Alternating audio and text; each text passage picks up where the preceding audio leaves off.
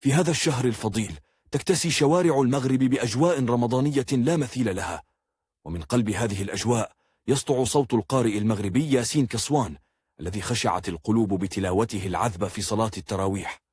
رمضان في المغرب ليس مجرد صيام وإفطار، بل تجربة روحانية تعيشها بكل جوارحك، من امتلاء الشوارع بالمصلين إلى الأجواء التي تخطف الأنفاس. بسم الله الرحمن الرحيم. والسماء والطارق وما أدراك ما الطارق النجم الثاقب إن كل نفس لما عليها حافظ فلينظر الإنسان مما خلق من ماء دافق يخرج من بين الصلب والترائب إنه على رجعه لقادر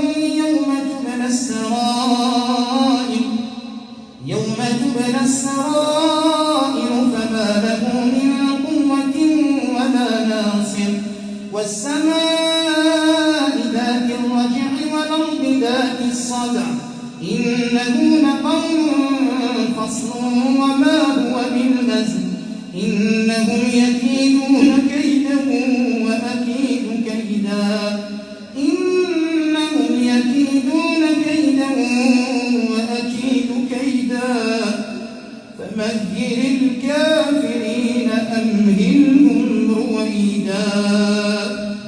ياسين كسوان صوت يملأ القلوب سكينة وتلاوة تخشع لها الأرواح.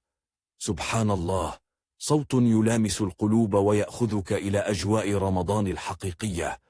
انظروا لهذا المشهد المهيب، الآلاف يصلون خلف الإمام ياسين كسوان في مشهد يعكس حب المغاربة للقرآن الكريم. إنه لقول فصل وما هو بالهزل إنهم يكيدون كيدا وأكيد كيدا إنهم يكيدون كيدا وأكيد كيدا فمهل الكافرين أمهلهم رويدا.